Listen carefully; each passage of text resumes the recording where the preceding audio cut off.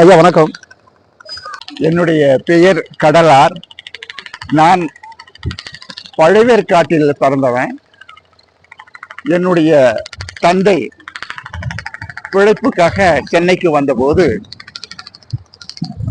Chennai Penney கம்பெனியில் ஊழியராக அவர் சேர்ந்தார்.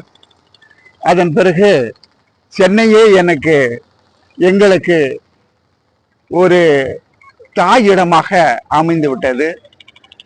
என்னை பழவேற்காட்டில் பிறந்ததாக யாரும் நினைக்க மாட்டார்கள். சென்னையில் பிறந்ததாக தான் எல்லாருமே நினைப்பார்கள். அந்த வகையிலே என்னுடைய படிப்பு, வாழ்க்கை, தொழில் எல்லாமே சென்னையிலே அமைந்து விட்டது. வணக்கம். வணக்கம். உங்களை எல்லாரும் கடலார் என்று அழைக்கிறார்கள். கடலார் என்கிற பெயர் எப்படி வந்தது? யாரால் ஏற்படுத்தப்பட்டது? கடலார் என்ற பெயர் எனக்கு நானே வைத்துக் கொண்ட பெயர். எங்களுடைய சமுதாயத்தில் குடும்ப பெயர்கள் உண்டு. அந்த குடும்ப பெயர் கொஞ்சம் வித்தியாசமாக, நகைச்சுவையாக கூட இருக்கும். அதில் கிண்டலும் கேலியும் ஆகிவிடக் கூடாது என்ற காரணத்திற்காக நான் சமயத்திற்கு அப்பாற்பட்ட நிலையில், சாதிகளுக்கு அப்பாற்பட்ட நிலையில், சமுதாய தொண்டுக்கு என்னை ஊக்குவிக்கும் பொருட்டு என்னுடைய பெயரை கடலார் என்று நான் மாற்றிக்கொண்டேன். தோழர் அன்பரசு அவர்களே, வாங்க. உங்களை நான் சந்திக்கணும்னு ரொம்ப நாளா எதிர்பார்த்துட்டு இருந்தேன். இப்ப இந்த நேரத்துல சந்திக்கிறதுல மகிழ்ச்சி அடைகிறேன். கடலார் என்ற பத்திரிகை எப்படி ஆரம்பிக்கிறீர்கள்? கடலார் என்ற பத்திரிகை ஆரம்பிக்கிறதுக்கு முன்னாலேயே மீனவனைப்பார் என்ற ஒரு பத்திரிகை நாங்கள் நடத்திட்டு இருந்தோம். அதுக்கு முன்னால மீனவர் இதயம் என்ற ஒரு பத்திரிகை நடத்திட்டு இருந்தோம். அதன் பிறகுதான் என்னுடைய பெயரை பயன்படுத்தி கடலார் என்ற ஒரு பத்திரிகை நம்ம ஆரம்பிச்சோம். அதனுடைய பத்திரிகையுடைய ஆசிரியர் என்னுடைய மனைவி விஜயா வேலாயுதம் அவர்கள். பப்ளிஷர், எடிட்டர் அவங்க தான். பேரு கடலார், என்னுடைய பேரு. எதுக்காக ஆரம்பிக்கப்பட்டது அப்படின்னு சொன்னா, நம்முடைய மீனவர்கள் சம்பந்தமான விஷயங்கள் எந்த பத்திரிகையிலுமே வர்றது கிடையாது அந்த காலகட்டத்துல.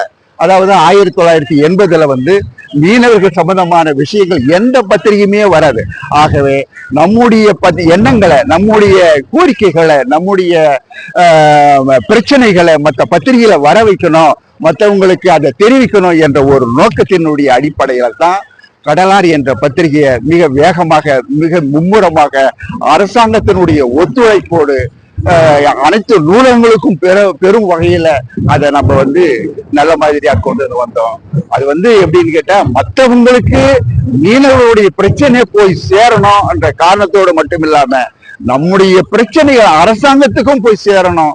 அரசாங்கம் செய்யற எந்த விஷயமானாலும் அது அடித்தட்டு மக்கள், மீனவர்களுக்கு சேரணும் அந்த செய்தி.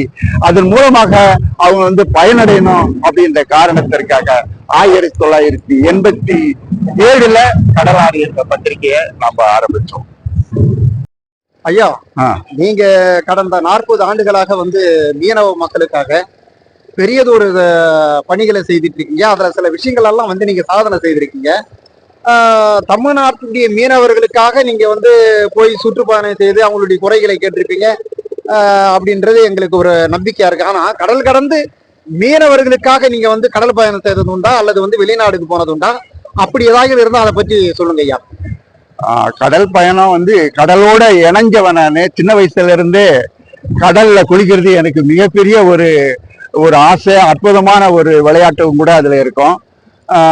என்னுடைய வாழ்க்கையில பெரும்பகுதி கடலோட இணைஞ்சே வாழ்ந்திருக்கிறேன் நானு. அது மட்டும் இல்ல, மீன்பிடி தொழிலுக்கும் நான் போயிருக்கேன். நானு கடல்ல பயணம் செய்து ஆந்திரா வரலாம் போயிட்டு மீன்பிடி தொழிலுக்கும் நான் போயிருக்கேன். அந்த வகையில நிறைய எனக்கு அனுபவங்கள் உண்டு. காற்றினுடைய திசைகள் எனக்கு தெரியும். கடல் அலைகளுடைய வேகம், அதனுடைய பெயர்கள் அதெல்லாம் தெரியும். கூடுமான வரையில எனக்கு மற்ற மீனவர்களோட அதிகமா தெரியாத நிலை இருந்தாலும் ஓரளவுக்காவது அந்த விஷயம் எனக்கு தெரியும். ஆனா மீனவர்கள் பிரச்சனையை நான் நிறைய சந்திச்சதுனால எனக்கு மீனவர் பிரச்சனையை முழு கவனத்தை செலுத்த வேண்டிய ஒரு கட்டாயம் ஏற்பட்டது. அந்த அடிப்படையில தான் நான் வியட்நாமுக்கு போன போது அங்கேயும் கடல் பயணம் செய்திருக்கிறேன். 3000 கிலோமீட்டர் நான் கடற்பயணம் அந்த இடத்துல மட்டுமே நான் செய்திருக்கிறேன். அதோட மட்டும் இல்லாம அங்க இருக்கிற தொழில் நுட்பங்களை கற்று இங்க பயிற்சி வகுப்பு நடத்தி இருக்கிறேன். எனக்கு உற்ற துணையாக இருந்த டாக்டர் எம் சக்திவேல் அவர்கள் இதற்கு துணையாக இருந்தார். அவருக்கு இந்த நேரத்தில் நன்றி சொல்ல நான் கடமைப்பட்டிருக்கிறேன். இதை போல எனக்கு கடல் அனுபவம் நிறைய உண்டு என்பதை இந்த நேரத்தில் நீங்க கேட்ட கேள்விக்கு பதிலாக சொல்லிக்கொள்ளலாம். அந்த வியட்நாம் பயணம் என்பதே மீனவர்களுக்கு அங்க தொழில்நுட்ப அறிவை இங்க புகுத்தணும், தமிழ்நாட்டுக்கு கொண்டு வர்றன்றதான் அது நோக்கமா இருந்தது அப்படின்ட்டு நான் அந்த புத்தகத்துல படிச்சேன். அது சம்பந்தமாக நான் கண்ட வியட்நாம் என்ற நூலில் நிறைய விஷயங்கள் நான் அதில் புகுத்தி இருக்கிறேன். அந்த விஷயங்கள் மட்டுமே சொல்லணும்னு நினைச்சா நிறைய நேரம் போகும். அதனால அதனுடைய மைய கருத்து எப்படின்னு சொன்னா, வியட்நாம் என்பது நம்மை விட ஒரு சிறிய நாடு. வியட்நாம் என்பது பொருளாதாரத்துல ஒரு அளவுக்கு நசிஞ்ச நாடு இருந்தாலும் மீன்பிடி தொழில நம்மை விட உயர்ந்திருக்கிறார்கள் என்பதை நான் என்னுடைய கடலார் வியட்நாம் நான் கண்ட வியட்நாம் என்ற நூலிலே மிக தெளிவாக அதை நான் பதிவு செய்திருக்கிறேன். ரொம்ப அற்புதமான முயற்சி. அந்த வியட்நாம் பயணம் செய்து அங்க இருக்கிற அந்த அனுபவங்களை இங்குள்ள மீனவர்களுக்கு இன்னைக்கு பாடம் படிச்ச மாதிரி சொல்லி இருக்கிற அந்த முயற்சி ரொம்ப பாராட்டுக்குரிய ஒரு முயற்சி. ஒவ்வொரு கிராமத்திலும் பயிற்சி வகுப்பு நடத்தி இருக்கிறேன். அதை வச்சு நான் பயிற்சி வகுப்பு நடத்தி இருக்கிறேன். அந்த புத்தகத்துல படிச்சுட்டு நிறைய பேர் பாராட்டியும் இருக்கிறாங்க.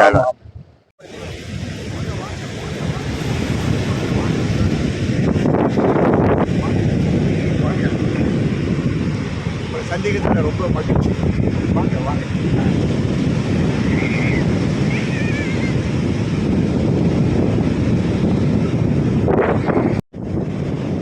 நண்பரை ஒன்று மட்டும் சொல்லிக்கொள்ள ஆசைப்படுகிறேன். முட்டாள்கள் நாம் இல்லை, மூளையில் முடங்க வேண்டாம். கட்டாயம் நல்ல சுகம் காணலாம் வாழ்த்துளிர். சோற்றுக்கா உன்னுடம்பு, சோம்பலுக்கா நீ விருந்து, காற்றுக்கு புதிய திசை காட்டலாம் வாய் எழுந்து என்று கூறி முடிக்கிறேன். நன்றி, வணக்கம். ஐயா, உங்களுக்கு ஒரு கேள்வி.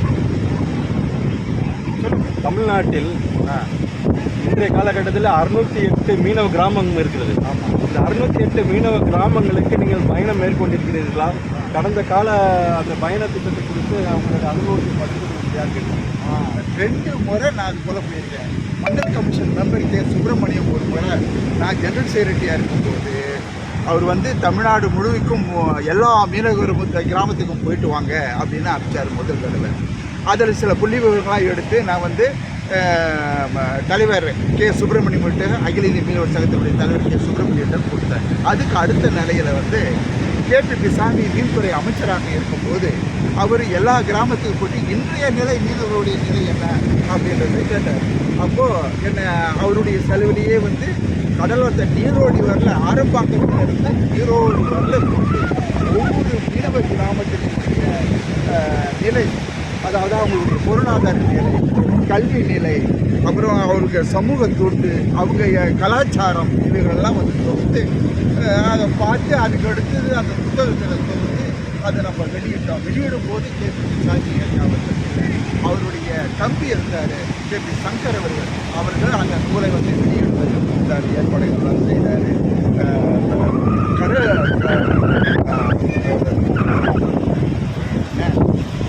கடற்சார் மக்கள்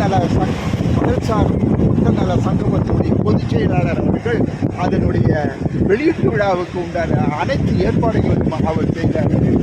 அவருக்கு நன்றி சொல்ல நாங்கள் ஐயா, நீங்கள் கே சுப்பிரமணியம் மண்டல் கமிஷன் உறுப்பினராக இருந்தார் என்ற ஒரு தகவலை சொன்னீர்கள். மண்டல் கமிஷன் அடிப்படையில் மீனவர்களை பழங்குடி பட்டியலில் சேர்க்க வேண்டும் என்று மண்டல் கமிஷன் பரிந்துரைத்து இருக்கிறது. கே சுப்பிரமணியத்தோட நீங்கள் இருந்த அந்த மெம்பரோடு நீங்கள் இருந்திருக்கீங்க. அவரு நம்ம மீனவர்களுக்கு கொடுத்தான பழங்குடி சேர்ந்ததுக்கான என்ன மாதிரி தகவலை வைத்து சென்றார்? அதை நாங்கள் எப்படி இந்த பழங்குடி சேர்ப்பதற்கு நாங்கள் எந்த விதமான ஆவணத்தை நாங்கள் கையாளுவது? அருமையான கேள்வி. மண்டல் கமிஷன் நண்பர் கே சுப்பிரமணியம் அவர்கிட்ட நான் நெருக்கமாக இருந்த காலகட்டத்தில் அவரே சொல்லியிருக்கிறாரு, நம்முடைய சம்பந்தமான விஷயங்களை அதை சேர்க்க முடியாத நிலைமை இருந்தாலும் கூட நான் என் வலுக்கட்டாயமாக அதில் நம்முடைய பிற்படுத்தப்பட்ட நிலை, பொருளாதாரத்தினுடைய நிலை, கல்வியினுடைய நிலைகளை நான் தொகுத்து அதில் கொடுத்து இவர்கள் பழங்குடி பட்டியலில் சேர்க்கக்கூடிய அனைத்து தகுதியும் உடையவர் என்பது நான் என்னுடைய கருத்தை அதை அத்தனை பேருடைய கருத்தாக நான் அதில் புகுத்திருக்கிறேன் அப்படின்னு அவரே சொல்லியிருக்கிறார். அவர் அந்த பழங்குடி மட்டும் நமக்கு வச்சு சொல்லலை. அதில் வந்து கடற்கரை பகுதியில் உள்ள மீனவர்களுக்கு தனி பிரதித்துவம் கொடுக்க வேண்டும் என்பதை அதே சமயத்தில் அவர் இன்னொரு விஷயமும் சொல்லியிருக்கிறாரு. எப்படின்னு கேட்டால், இப்போது இருக்கிற நிலைமையில வந்து கடற்கரை சில கிராமங்களை வைத்துக்கிட்டு மற்றதெல்லாம் உள்நாட்டு ஆட்களை வைத்து, சமூக ஆட்களை வைத்து அது தொகுதிவாதிகளாக அமைச்சிருக்கிறாங்க. இதனால நம்மளுடைய பிரதிநிதித்துவம் கிடையாது. அதனால கடற்கரை ஓரத்தில் வந்து தொகுதி அமைக்க வேண்டும் அப்படின்றத நாம் பேசியிருக்கிறோம். அது விரைவில் மத்திய அரசு செய்யும் அப்படின்ற நம்பிக்கையும் அவர் கொடுத்தாரு. முன்னாள் பிரதமர் இந்திரா காந்தி இருந்த காலகட்டத்தில் அந்த பிரதமர் நம்பிக்கை கொடுத்தார். சரியா சொன்னீங்க. அந்த காலத்தில் பிசி அலெக்சாண்டரும் அவர் கூட இருந்தாங்க. இந்திரா காந்தியினுடைய கூட துணை அசிஸ்டண்ட்டாக அவர் இருந்தார். அவரும் வந்து சுப்பிரமணியத்திற்கு ஆதரவாக அவர் கொடுத்து இதை செய்தால் ரொம்ப நல்லா இருக்கும் அப்படின்றத வலியுறுத்தினார். அந்த அம்மாவும் செய்கிறேன்னு ஒத்துக்கிட்டாங்க. ஆனால் காலப்போக்கத்தில் அவர் வந்து அவரை எப்படிப்பட்ட காலத்தில் அதை செய்யணுங்கிறத அதை ஒரு கேள்விக்குறி வச்சிருக்கிறாரு. அதாவது தொகுதி மறுசீரமைப்பு செய்யக்கூடிய காலகட்டத்தில் இந்த கடற்கரை கிராமங்களுக்கான ஒரு தனி பிரதித்துவமும் மீனவர்களை பழங்குடியில் சேர்க்கணும் என்று அந்த ஒரு தொகுதி மறுசீரமைப்பு இந்திரா காந்தி அம்மா அதை தான் சொன்னார். அதை தொகுதி மறுசீரமைப்பு செய்யும் போது இதை நாங்கள் நிச்சயமாக செய்வோம். அப்படி செய்தாதான் நம்முடைய பிரதிநிதித்துவம் இத்தனை லட்சம் பேர் இருக்கிறாங்க, அவங்களுடைய பிரதிநிதி பாராளுமன்றத்தில் பேசுறதுக்கு ஒரு வாய்ப்பு கிடைக்கும். அத்தனை பிரதிநிதிகள் சட்டமன்றத்தில் வந்து பேசுறதுக்கு ஒரு வாய்ப்பு ஏற்படும். அதன் மூலமாக அவங்களுடைய கல்வியில் முன்னேறதுக்கு வாய்ப்பு ஏற்படும். அதன் மூலமாக பொருளாதாரத்தில் முன்னேறதுக்கு வாய்ப்பு ஏற்படும். அது இல்லாத காரணத்தினால அவங்க கல்வியிலையும் பொருளாதாரத்திலையும் சமூகத்திலையும் மிக பின்தங்கி இருக்கிறாங்க அப்படின்றது சுப்பிரமணியம் அவர்கள் அவர் பிசி அலெக்சாண்டர்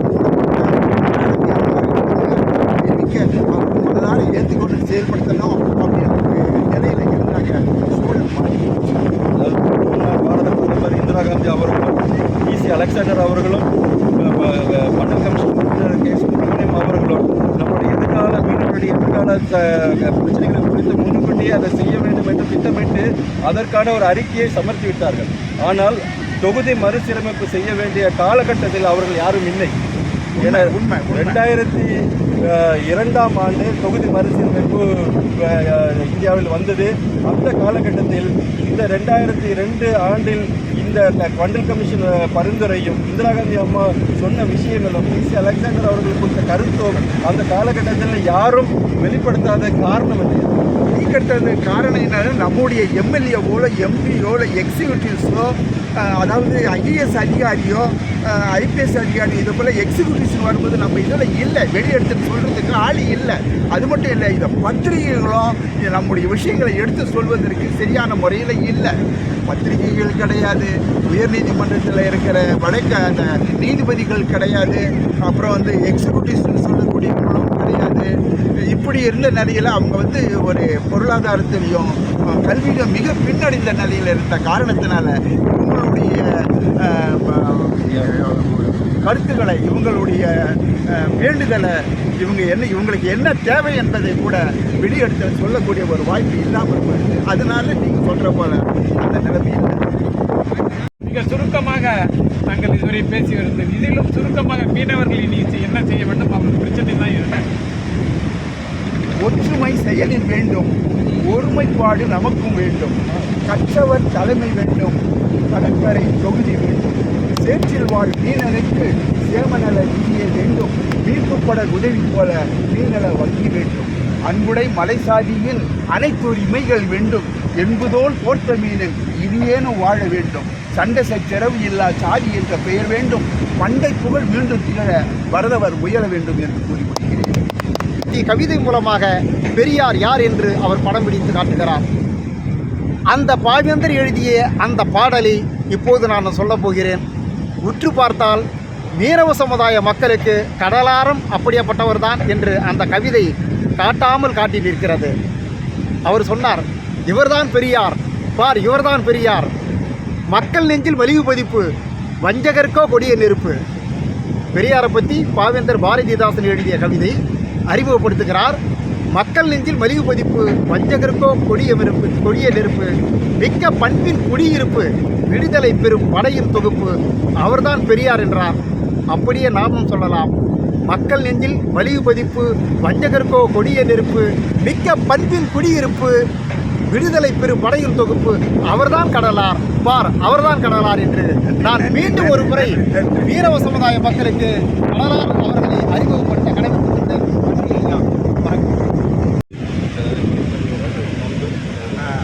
முப்பரிமாண மோகன் அவர்களுக்கும் சிந்தனை சித்து சிங்காரவேல கல்வி அறக்கட்டளைய செயலர் அன்பரசு அவர்களுக்கும் கடல்சார் மக்கள் நல சங்கமம் பொதுச் செயலாளர் பிரவீன்குமார், வழக்கறிஞர் பிரவீன்குமார் அவர்களுக்கும், அன்பு நண்பர் ரவிதாசன் அவர்களுக்கும் நன்றி நன்றி நன்றி.